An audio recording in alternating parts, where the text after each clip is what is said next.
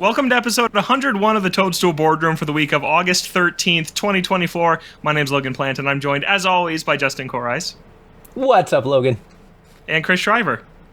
Good evening, gentlemen. And guys, episode 100 was so hype, we just had to take the week off last week. But we're back this week with episode 101 with a ton of fun stuff to talk about, including Aero GPX, the F-Zero spiritual successor we've been talking about for years, is finally out in early access, and it rules, so we're going to get into that later. And a very exciting game is getting localized that we're going to talk about from Good Feel, who you may know from Yoshi's Crafted World, Princess Peach Showtime, and other Nintendo games like that. But we have to start with the brand new Legend of Zelda Echoes of Wisdom trailer. I say brand new, I guess it's a week old at this point, but last week Nintendo dropped a pretty awesome 6-minute trailer for Echoes of Wisdom, showing off a new power for Zelda called Bind. She can ride horses, she can change outfits, there's cats, there's dogs, there's all sorts of cool stuff in this game, and I'm really interested to hear Justin's take on this trailer as the person who was lowest on this game of the three of us after its initial reveal. Justin, how are you feeling now? Oh man, you have put me in such a bind because on the one hand, I do want to talk about... I have to ask. No, but okay, it was good. On the one hand, I want to talk about how cool this trailer was and how excited about this. On the other hand, there's a perfectly good joke about changing outfits and reconnecting this to Princess Zelda Showtime that I could make, but I won't. It's like Breath of the Wild, man. Come on. It is, and like honestly, that's what I like about it. So, you know, the more I see of this game, the more it seems clear that this is an amalgamation of Link Between Worlds and A Link to the Past and Breath of the Wild / Tears of the Kingdom. And I think that that's really cool. It's a really neat space to occupy the center of that, like, 3-circle Venn diagram. And so, yeah, I mean, I'm extremely excited about this game. Don't let the fact that, you know, I like Breath of the Wild or Tears of the Kingdom more take away from the fact that new Zelda is great and I can't wait to play it. I think that it hasn't done anything to change my concerns that maybe it's not as big a scope as I want it to be, but like we got to see a lot in this trailer and I'm extremely hyped for it. In particular, some of those like interior areas look like maybe a preview of some kind of dungeons we have going on. I'm really excited about the various outfits. Do the various outfits do anything outside of fashion? Do they have functions? I don't know, but I want to find out. So yeah, I'm extremely on board with everything that we see in this trailer. Chris, what did you think of this trailer? So, I feel like Logan asked me this before we started recording, and I watched this trailer last week and like really haven't revisited it. I was on vacation when it came out, so like I wasn't really involved in a lot of like the discussions online as they were happening about it. It's not that I'm not excited, because I am. I think this is going to be like a crazy, densely packed game. I think there's going to be a lot more content in here than people were expecting when it comes out for a 2D Zelda game. I feel like I just kind of walked away from it like, okay, it's exactly what we all thought it was going to be. It's the 2D version of Breath of the Wild, and you've got your Deku Scrubs, and you've got the Gorons are there. Like, all those characters that you are used to seeing are there, and it's like, all right, cool. It's a Zelda game. I'm in. Like, I'm not upset by it. I was just like, yeah, all right, let's do it. Like, I'm ready. I'm ready for this game. I don't think I need to see any more. If anything else is there, or they like...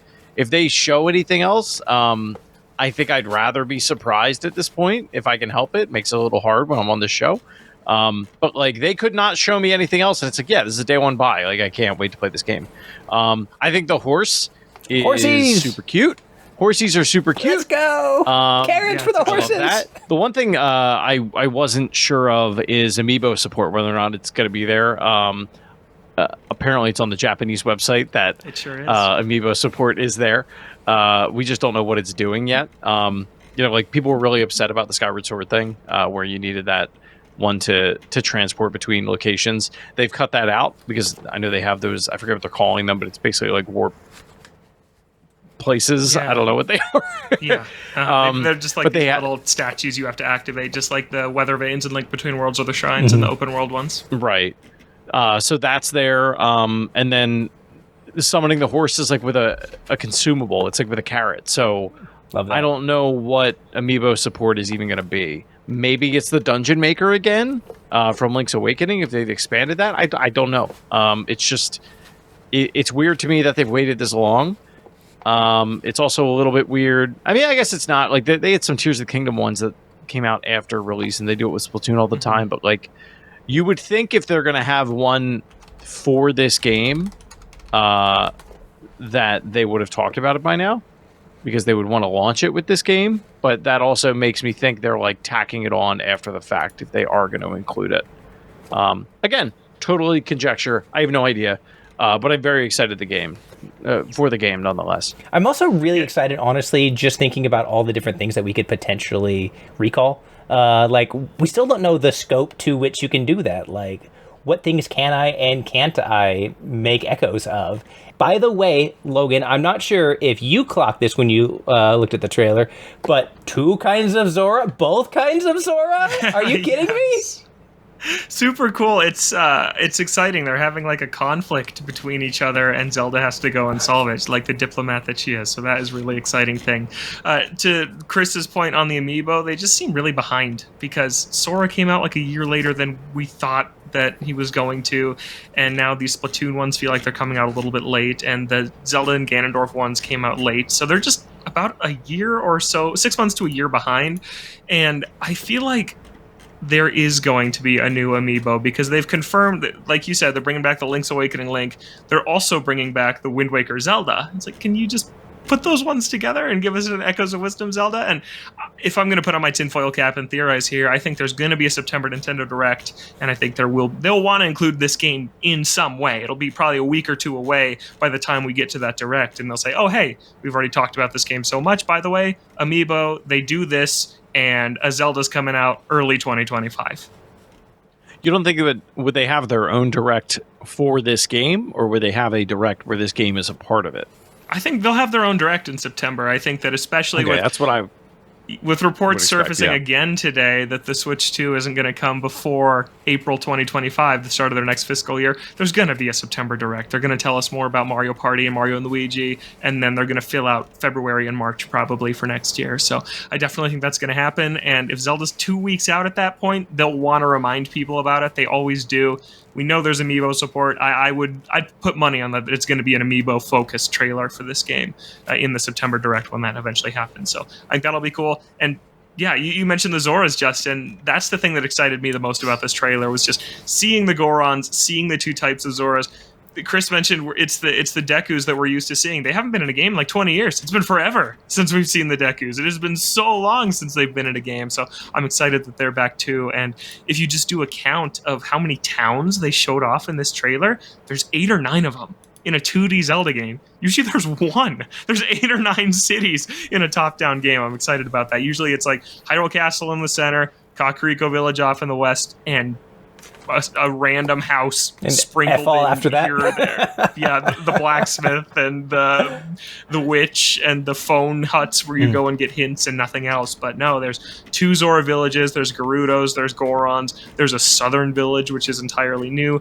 The Hyrule Castle has its own town built within the city walls, like what we've seen in something like Ocarina of Time or Twilight Princess. So it's definitely scratching the 2D Zelda vibe. It's also scratching the open world vibe, but in some ways it's also feeling like that some of that traditional 3D stuff that we've been missing, just in kind of the scope of this world and those classic races. And I'm just feeling really, really good about it. And then I don't know, that bind power looks crazy. It's that same sort of creative improvisational gameplay that we've seen from the open world ones. Like, I love that clip in the trailer where she calls an echo of an animal that digs a hole, and then she uses bind on the moblin to drop him in the hole. And it's like, that is exactly the philosophy of combat in something like Tears of the Kingdom. And just pulling the sword away from her and forcing people to use that, I think there's some people that aren't going to like it. I really do. I think there's going to be a subsect of the audience that's going to say, I wish I had a sword. I wish I had a bow and arrow. But I'm totally here for it. I'm here for that experimental gameplay. I'm sure there will be something people discover is totally OP, and that's just the way to get through hordes of enemies. But It's just going to be really fun to be a part of the initial few weeks of this thing and just seeing what people are doing and what people are posting. And the last 2 Zeldas have been so viral, and I feel like on a smaller scale, this one is setting up to kind of have that DNA as well. Yeah, I also think it's worth noting that, so we've now seen 2 powers, right? The Echoes and the Bind. There's still 2 buttons on that D-pad we could map powers and abilities to. Yeah, there's definitely going to be more. Yeah, exactly. I don't think we've seen all that there is to see. I think that there are more tricks up Zelda's cartoony little sleeves that I'm really excited to see. I'm hopeful also that we get to see like some sort of chic appearance, since we have all those different outfits and things to choose from. I think that would be a lot of fun too. Yeah, amiibo support could be costumes again. It's interesting. Chris brought up Skyward Sword, which is maybe the worst amiibo use we've ever seen. It's just fast travel in an HD remaster that should have already had it. But I think on the other side, the Zelda series has had maybe the best we've seen with Breath of the Wild and Tears of the Kingdom, and scanning the Twilight Princess Link to get the Twilight Princess costume, or scanning the Wolf Link to have him run alongside you throughout the adventure. So it's been really mixed on how good the amiibo support has been. It'd be cool if it was costumes, and even if she doesn't control a Sheik and is just wearing a Sheik costume, that's cool too. That would be good enough for me. I'm fine with that. Although if I could throw like a ninja star or something, that'd be rad. Yeah, that'd be awesome. I just can't wait to see how big this game is, because this is the first top-down Zelda with a horse too, which means that the map's probably pretty big, because you don't need a horse in A Link to the Past. You can Pegasus boots across that thing in 15 seconds. You really don't need it, but them giving you that option to be faster, I don't know. What do you think, Chris? It tells me it's going to be a bigger overworld. Yeah, I mean, the fact that there's that many towns, like, it has to be. Yeah, I mean, and to your point, the other thing that you had tweeted out at one point, and I don't think they ever really touched on, was, is this a like there was a screenshot of something, you were like, is this a dungeon? Is this a shrine type of thing? Like, they really didn't mention that. Like, I feel like there's a very good chance that we get our hands on this and we have that same moment that we have with Breath of the Wild, where we're like, oh my God, there's so much in here. Like, this is going to take me a while to get through, which is a great problem to have with the Zelda game. I mean, I feel like it has to be huge. I disagree. I still think in terms of like actual like size and scope, it's going to be much more akin to something like A Link Between World, which I think is fine. I think that's perfectly appropriate for something like this. Again, in the initial trailer, I feel like we got a pretty good sense of the overall size and scope of the area. I think it's a lot more dense than we maybe initially thought, and that's where all these things like these villages come from. I still think there's a decent chance that we can get across the map pretty quickly on 2 legs or 4. Mm-hmm. Yeah, I do think it's at least a little bit bigger, because there are some people who are sleuthing together the map and putting the pieces together, and they're saying, oh, here's this segment from A Link to the Past, and here's this segment, but look, in between it is this new area and this new village. So it's almost like they just took A Link to the Past and stretched it to widescreen and then filled in the blanks. That's very much my read on it too. And so, I think we're looking at, Breath of the Wild, depending on how thorough you want to be with it, you're looking at probably 80 to 100 hour adventure, even more for Tears. I think this one is going to be, again, I think maybe half that. And I think that's fine. I think that would be great. Yeah, I think you're going to see like Link Between, or not Link Between Worlds, Link's Awakening. Sorry, it's been a long day. Link's Awakening was probably like 12 to 20? It's maybe? like 8 hours if you just mainline. Is it 8? It is short. Yeah, it's really short. Yeah. Mm-hmm. Like, I feel like you've got this can't go beyond 30 or 40. Yeah, I think a middle ground would make perfect sense. Yeah. Yeah. Yeah, which and sounds like great for me, that's what I want. Because I said it earlier that you can't have a Zelda game that's too big, but no, you can. It's called Tears of the Kingdom. I know, when you said that's a great problem to have with a Zelda game, I'm like, really? Because you complain about that. I said it, and then I was like, I can't believe nobody commented on that. Yeah. But we'll introduce you to a guy who will argue that point. His name is Chris Shriver. Yeah. Yeah, and I would argue that point again, because I just did it to myself again. Yeah, you were just playing it, right? And it didn't. I did. No, I mean, it takes me an hour to pick the item I want to fire at, somebody with an arrow. So when you only have 30 minutes to play every day, it's like, well, I killed 3 enemies and guess that's it. Yeah, right. What are you picking? Like the stack of wood? What are you trying to shoot at this enemy? I'm just shooting an arrow, and I'm like, what do I want to attach to this? I'm in the fire temple. Pumpkin arrows, go. Where's the ice? Okay, it's there. And then, cool, that was fun. I spent 30 seconds at a menu looking for a thing only for me to miss. Let me do it again. Okay. So frustrated with that game. There's too much content in it. There's a lot. There's a Let lot me of sort. content. Let me pick favorites.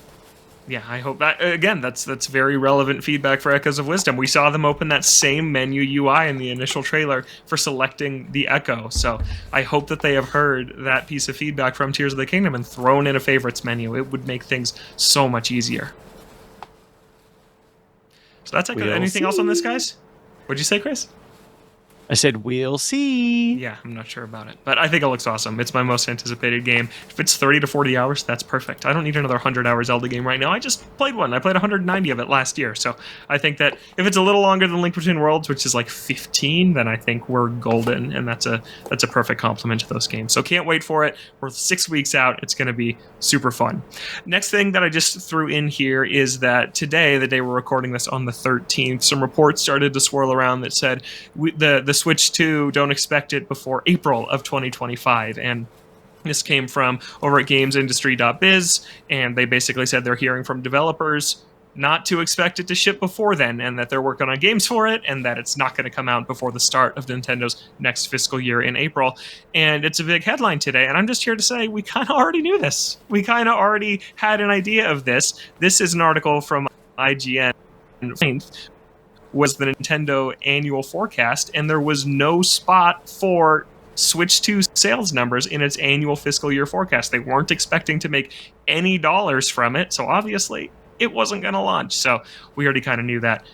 But now that we kind of are hearing again that April is the earliest we could expect this, Justin, when do you think that this thing's going to land? I think it's going to land in the spring. I think that the Switch launch is a great model to follow. I think that if they can land, let's say, May, and then drop a hot title to dominate over the summer, and then come back with another hot title to dominate the holiday, would be perfect for them. Yeah, I think I agree with that. May is weird. We've never seen a console launch in May, I don't think, like a major new console. Yeah, June just seems a little too late. Mm-hmm.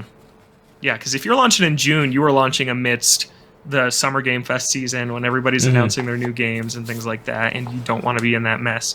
Chris, what do you think? You had some pretty expressive thoughts over there, I think. Be expressive? I'm never expressive. Yeah. God help the people working at Nintendo if they release this thing in May or June, because boy howdy, it's going to be a busy summer for them. Between, it's already busy enough with, I guess first party is doing directs now. They're not going to E3 or Jeff Keighley's thing, but yeah, maybe, I don't know. Maybe it's not that big a deal. Yeah, I mean, to your point though, like I feel like you tend to not see that. Like they avoid that for a reason. People go outside in the summer in the States. Like I think there's a big reason why they tend to not release consoles that time of year, and it's because I feel like people are more likely to like hunker down indoors in the winter and like, well, I got nothing else I can do. Let me play a video game. I don't know. I feel like if it doesn't make it to like mid-April, you're not seeing this thing till October, November. It could be a holiday release. We could be in for another full calendar year of Switch. I agree. It could happen. I think it's a coin flip right now on which one you guys is right.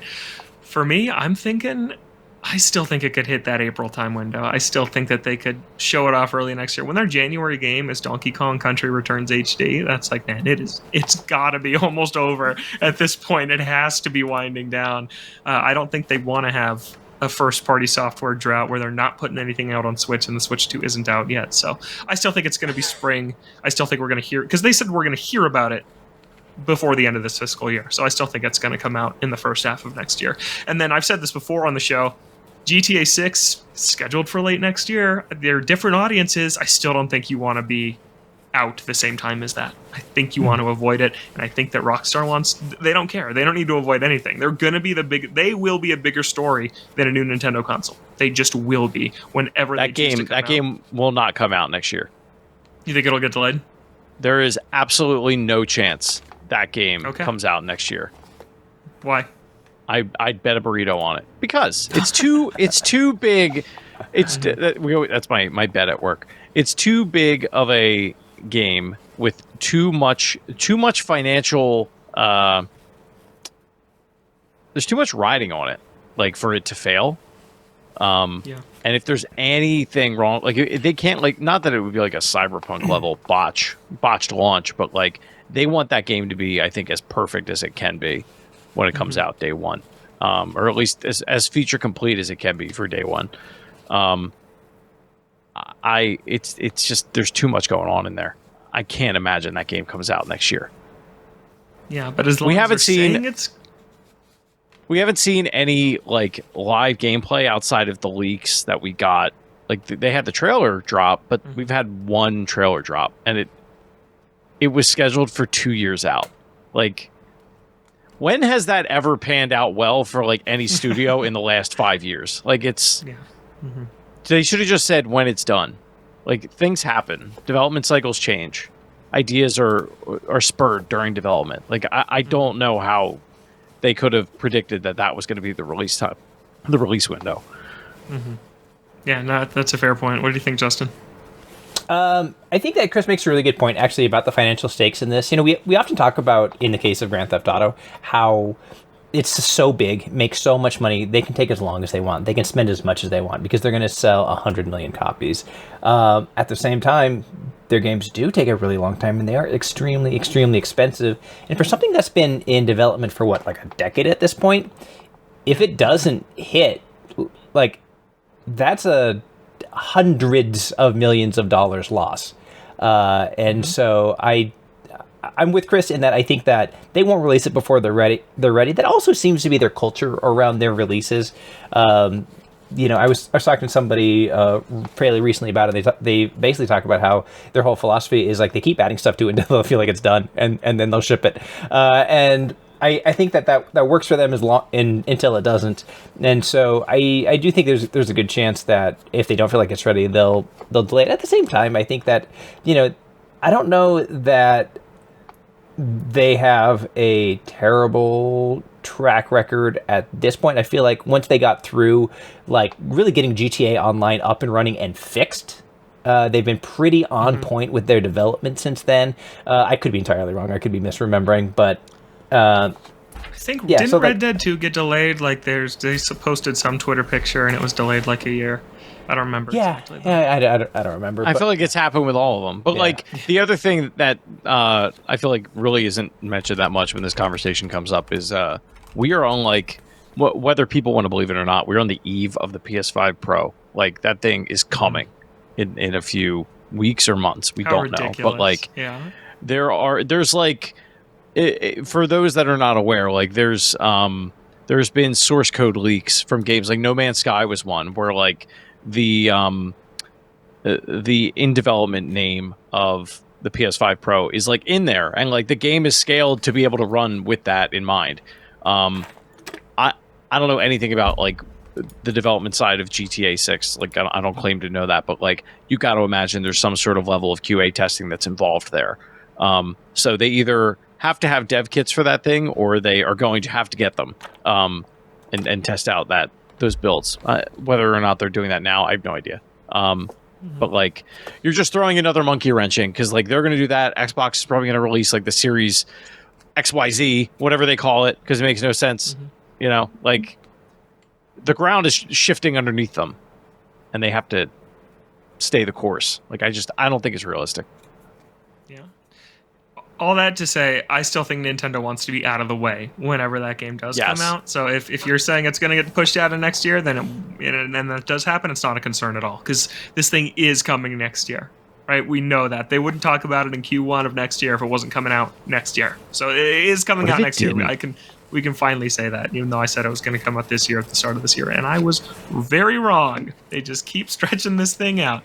Yeah. So, in the meantime, there is some fun stuff to play, including Aero GPX, which is in early access. It's only on Steam, so this isn't a Nintendo game, but it's so Nintendo adjacent that we got to talk about it here. We had Aaron, the developer of this game, on the show, 2 years ago now? It was a really long time ago that he came on to talk about Aero GPX, and it's finally here in early access. This game is F-Zero and everything but name.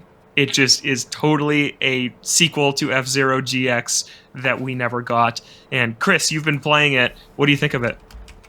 It's remarkable. What he has done for his first game as a solo developer is astounding. Like, and I don't say that lightly. Like, it is wildly impressive what he has managed to do. I was just like, this game. So this dropped when I was on vacation. Apparently, I only have 1.2 hours played. It feels like I played it forever. What I will say about this game is, like, it takes a lot out of you. It is so gripping. Like, it's so stressful to play. Like, I don't think I could play it for long because, like, it is like so many races are such nail biters, or you win by like such a close margin. And when you do feel like the high, or when you do win, the high of winning is like so high. It's incredible. They're nail biters, or in Chris's case, they're butt clenchers. They're butt clenchers, all right. Let me tell you. But just like, you know, me swearing under my breath like every single time, like I don't win or like I mess up. Like it's wildly optimized. It runs ridiculously well. It runs at 90 FPS on the Steam Deck OLED. It looks beautiful. There are some random. I actually reported a bug that he did fix already, Nice. which I felt very, very happy about. But yeah, I mean, I'm loving it. I hope that he's able to either find a publisher or get enough support where he could publish this on his own. And He wants to do it himself. Yeah, he wants to do it himself, and you know, get this on. So the reason this isn't on the Nintendo eShop is because it's still in early access. It is just him, and he basically said it would take like just a lot of money and time to be able to do it. So like he either needs to hire additional help, which I don't think he wants to do, or I don't know. I mean, I think he just needs more time to do it. But the game is out there, so like, and I don't think it. What I was trying to find was the system requirements. I don't think it's requires much at all to run. So like, even if you have just like a standard, you know, $500 laptop, whatever, like you could probably play this game. You could at least try the demo. There's like a low render launcher, so you can launch it if you don't have high specs. I did that because I'm just playing off my 7-year-old Dell laptop at this point, and then I turned some of the settings down. Like I capped it at 60 FPS, and I turned the resolution down a little bit because I do have a 4K display, but I just set it to 1080 so it wasn't as demanding, and I haven't had a single frame drop doing that on just my old laptop. So yeah, it can run on pretty much anything. It's a pretty minimalistic art style, which I think was intentional. Like you wanted this to be able to run on pretty much anything, and it does. And I think it's primed to be able to run really well on Switch if he does get around to porting it to that, and that's super exciting. But yeah, this game is. I'm on the fence. Like, is it better than F-Zero GX? Is it the best F-Zero game there is? And it is. I think it is. And I think there's a lot of reasons for that. I think that he just completely understands the franchise and what it should play like and what it should feel like. And he was like uncompromising in his vision to execute this game. And it took over 3 years for him to make this and launch it in early access. And it runs like a dream, it plays like a dream, and it adds some genius mechanics that feel like something Nintendo would have eventually added to F-Zero. Like one of them is the drill dive, where you launch yourself off the track and then you hold the right shoulder button and your machine starts spinning crazy fast, and you dive down, and if you let go of the drill dive button the second you land on the ground, you get a boost of speed. And it's just a way to get more speed, and you can win races on normal difficulty and maybe even expert difficulty without doing this stuff. But when you crank it up to Ace Pilot, you need to be risky and you need to be perfect. And it's just so... It is perfect. It is a perfect F-Zero game. I can't think of anything I would change. And about 8 or 9 tracks in, there's this mechanic that he introduces called Final Burn, which totally turns F-Zero on its head, and you hit these flames that are on the track, or you hit these orange boosts. They're orange instead of yellow boosts, and you see that in your health bar a chunk is taken off, and the pink health is replaced by burning flames. And if your entire health bar is consumed by flames, you enter the final burn state, where all of your machine stats are boosted by, I don't know the exact number, it seems like about 15 to 20%. So you're faster, you can turn better, you have better control of your machine, but your health bar is constantly trickling to 0. And if it trickles down and hits 0, your machine explodes and you bust. But the way to get more health back is to hit those flame spots again around the track. So if you're good, you can enter final burn on the first lap of a race, and then you were just praying and just flying by the seat of your pants like, oh my god, I need to get to another flame section to hit this and to refill my flame meter. And it's the only time in F-Zero where you want to take damage, because there's some tracks where he places this health strip that takes up the entire track, and you can't get into the final burn state before you hit that health strip without intentionally taking damage first. So it's like you're going through, and then you just want to slam yourself into a wall a couple times before you reach that health strip to initiate the final burn, and then you're off to the races from there. And it's like, that is so genius, and it makes so much sense, and it does feel very Nintendo. And the music rules too. I wanted to say that he got a composer to come in and help. It is that late 90s, early 2000s punk rock metal. Feels very Japanese, like Sega. It feels really Sega, like F-Zero GX and AX. I just can't stop gushing about this game. It's my new game of the year. It's Unseated Super Monkey Ball, which is saying a lot for me for how much I love that game. But yeah, if you like F-Zero at all, you have to go play this game. It's like $16 in early access, and there's 15 tracks right now. There's going to be 25 tracks by, I think, like March of next year, so 6 months away, and he's going to keep updating it. It's amazing. Justin, you have any interest in trying this out? Yeah, I'm open to it. It'll depend largely on how well it runs on a Steam Deck. I've talked about it before. I have an extremely good computer. I don't like playing games here when I can avoid it because I don't like playing where I work. But I've got the Steam Deck OLED, and if it works there, yeah, I think that sounds like a lot of fun. A fast, dynamic racing game is always a good time. And I will say, in particular, if you really want to get me interested in a good racing game, banger music goes a long, long way. It's why I fell in love with like the Top Gear series back on the Super Nintendo. Cool. Yeah, the music rules. I can think of several tracks that are just awesome, and they fit the vibe of the track perfectly. And it's sometimes the music is so chill. It's like it's fast paced, but it just sounds so good. It's such a good vibe. It can calm you down when you are just like so tense from how close some of these races get. It's so great. It's amazing. And it takes a lot for me to bust out my laptop to play a game. I don't game on PC ever, but this was one I had to be there for. I want a Steam Deck just for this game. Like, seriously, that's how into it I am. You should get it. Yeah. This game is that good. And it's that good to play on a Steam Deck. That's great. What a good year of gaming if you're Logan Plant. Seriously. I know. I'm having a time over here. I was like, it's so slow. I'm like, man, Monkey Ball, F-Zero, Ace Attorney, sign me up. I don't need anything else ever. Yeah, I didn't even say Zelda in that sense. The one thing I do wish it had, or I hope that it gets, is there are really, really cool character designs in here, and you really only see them in the menus and on the leaderboard while you're racing, and that's about it. It would be cool if there were cutscenes where your characters were animated, and even award ceremonies where you win and stuff like that. It's just, this game has so much style within its promotional material and within the menus and things like that, that I wish you just saw a little bit more of it between races. Yeah.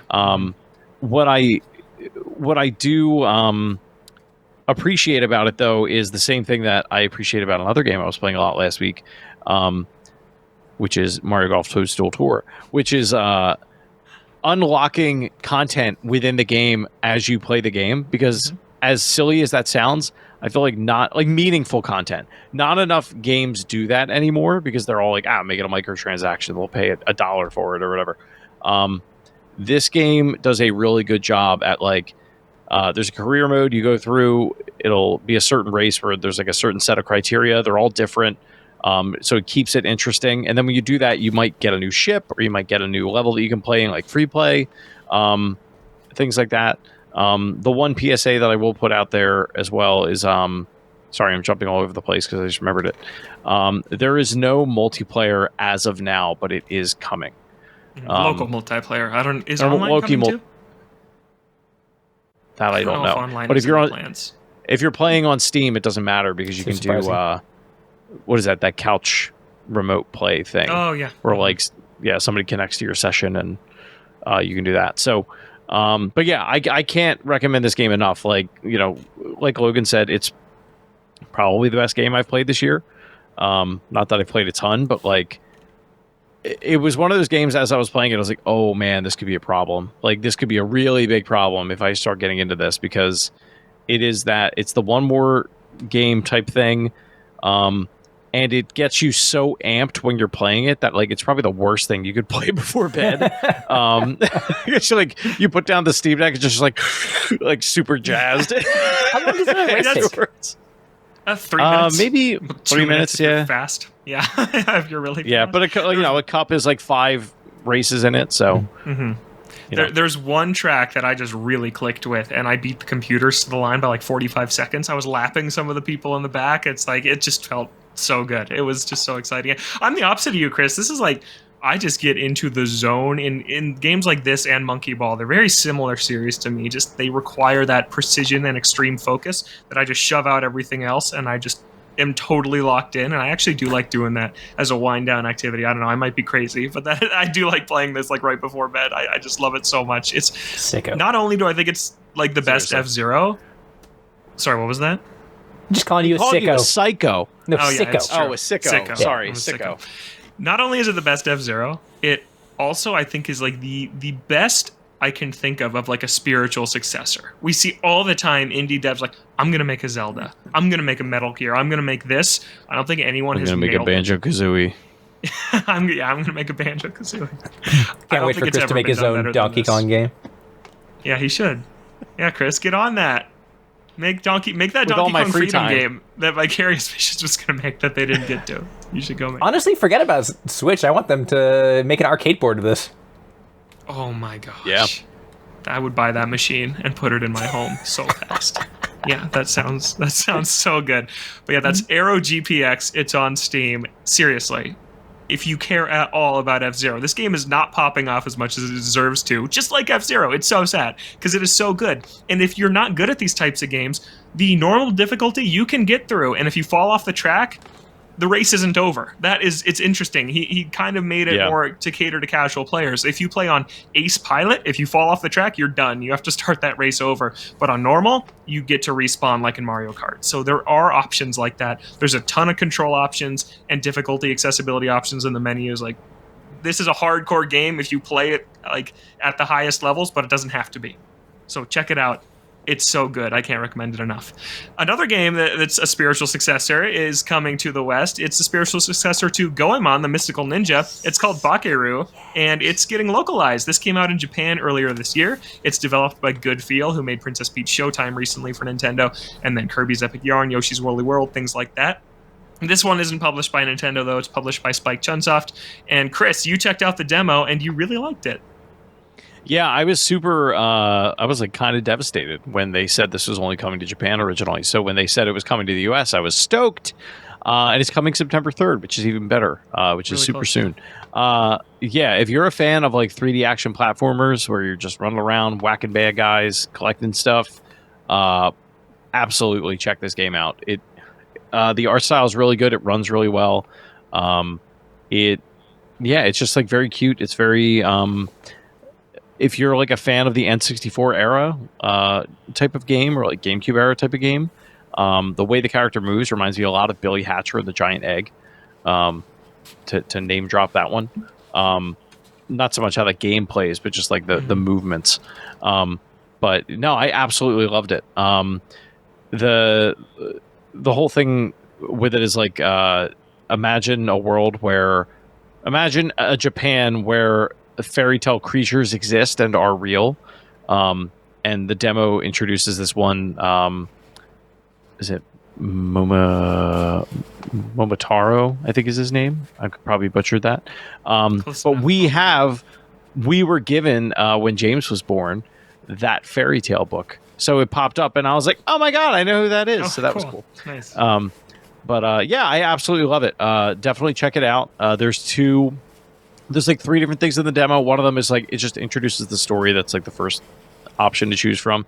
The second is like easy mode. It's like a tutorial just showing you how to play. And then the third one is like a level chunk they have there. I haven't played that third one. I just did the easy chunk. But it does a good job at like showcasing what the different moves are. The one thing that they do is at first when they're describing it, it almost sounds like it's like a Banjo-Kazooie thing where they're like, you get to transform into somebody else, and I got very excited. But it ends up being that like you, almost like Zelda, you like get another ability, and the one in the demo is that you get to be smaller for like a very short amount of time and like enter small spaces and stuff. So I don't know what the other ones are, but definitely check it out if you're into 3D platformers. It's super fun. Yeah, this was a nice surprise because this was one I didn't know if it was going to get a publisher to get over here, and I'm glad it is. So it looks really cool. If you don't know, Goemon or Mystical Ninja is a Konami series that only a few entries have come out over here, and now the series is kind of doomed to that same pachinko Konami thing that a lot of their classic series are. Justin, do you have any experience with Mystical Ninja? Oh, a ton. Cool. I thought that you might. Super Nintendo game? Mm-hmm. I adore Legend of the Mystical Ninja for the Super Nintendo. I had that game back in the day. It's surprisingly hard when you get to the later levels.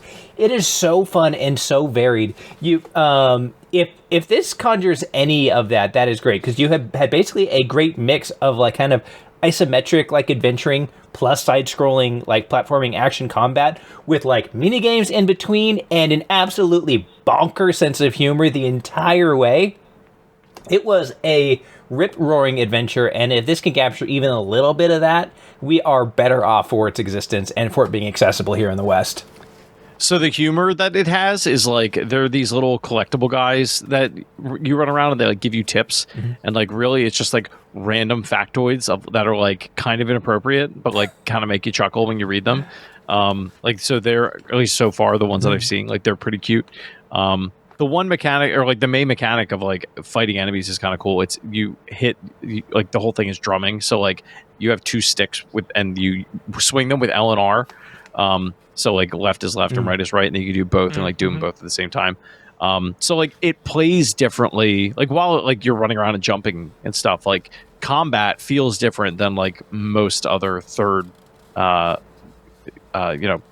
games. Mm-hmm. Cool. Yeah, my boss played the Japanese version when it came out on the Japanese eShop earlier this year, and he said it did not run well, like in the later levels at Really? all. So I'm hoping maybe they patched it up for this international release. Maybe it's better optimized. It's better. Yeah, I hope so because that was his big criticism. Was like, man, I would play some Legend of the Mystical Ninja right now. That game rules. I've never played them. I'd really like to play two-player co-op simultaneous. It's so good. Cool. It is. They're not on the eShop, right? Or on Switch Online? I don't think so. On Switch Online? I don't think they are. Boy, I think I had it on the Wii. I think they had a port that I downloaded and played. They were definitely on the Wii. Yeah. Oh man, crazy bosses and I loved it too because like it's all super super steeped in like Japanese culture, and so many things I did not get. I did not know why there were cats everywhere. I didn't know why we were all taking a bath together. Like none of these things made sense for me. I didn't know why I was fighting a giant octopus at one point, and it just made it all the funnier for it. I loved that game so much. Cool.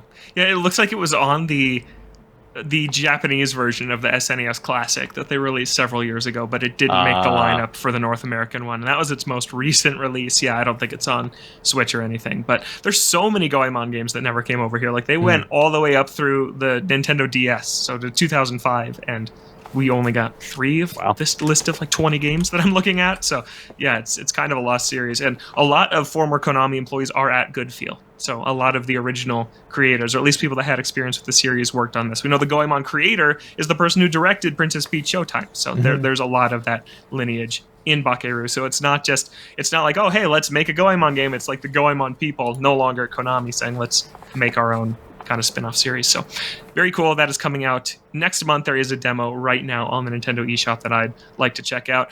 We are out of time. So sorry. We have a lot of eGads emails to get to that we'll have to pocket for next week. So don't worry. If you send in a question, we will get to it. We just had to catch up on that Zelda trailer this week. But I do want to mention really quick, new Nintendo Switch Online game on the Game Boy Advance app. Pokemon Mystery Dungeon Red Rescue Team is on Switch Online, which I found very interesting, because they remade that game on Switch, and now the original version is on Switch Online. But I have so much nostalgia for this game. I adore this game. If you didn't play the remake and you want to play a free version, if you subscribe, this game's really cool. It's a mystery dungeon game, so you go through these 20-floor dungeons that are randomly generated each time, and you're playing as Pokemon. And it's still one of the only games where you actually play as a Pokemon, and this first one is still my favorite in the series, so check that out.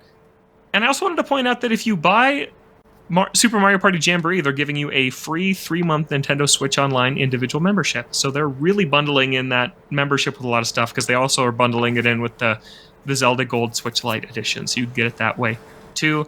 And another thing I learned from the Japanese Nintendo website, just like Amiibo support for Zelda Echoes of Wisdom, online multiplayer has been confirmed for the just 4-player board game mode of Mario Party. So the boardroom can get together again and play Mario Party at 10 FPS.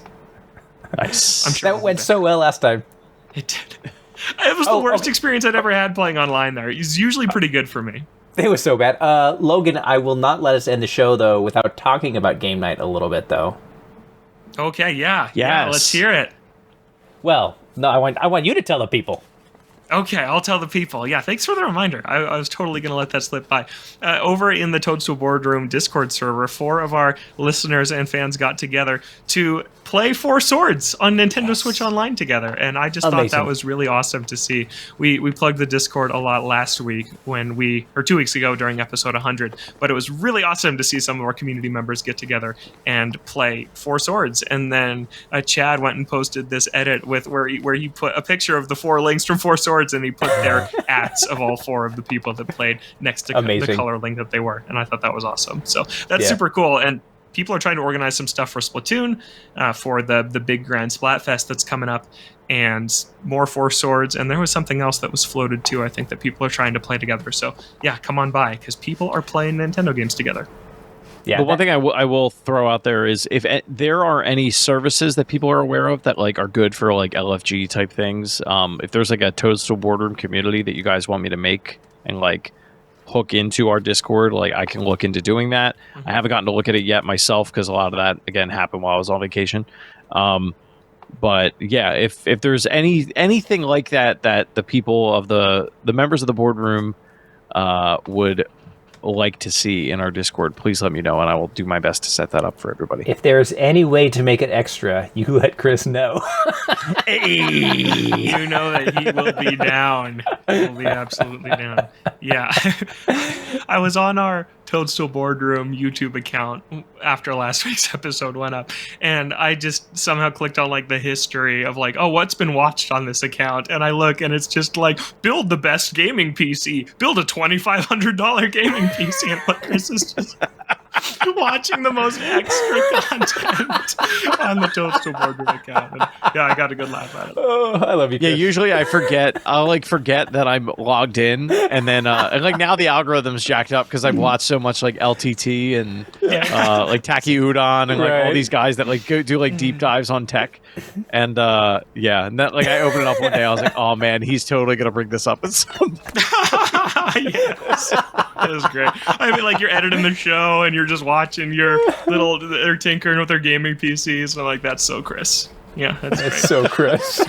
Yeah, that is another episode of the Toadstool Boardroom in the books. We're a weekly Nintendo show here on Thursdays, noon Pacific, 3 p.m. Eastern. Video version on YouTube, audio, Apple Podcasts, Spotify, wherever you like to listen to your shows. You can find the show on Twitter at ToadstoolBR, email us toadstoolboardroom@gmail.com, and check out our Discord server. Justin, where can people find you, and what do you want to plug?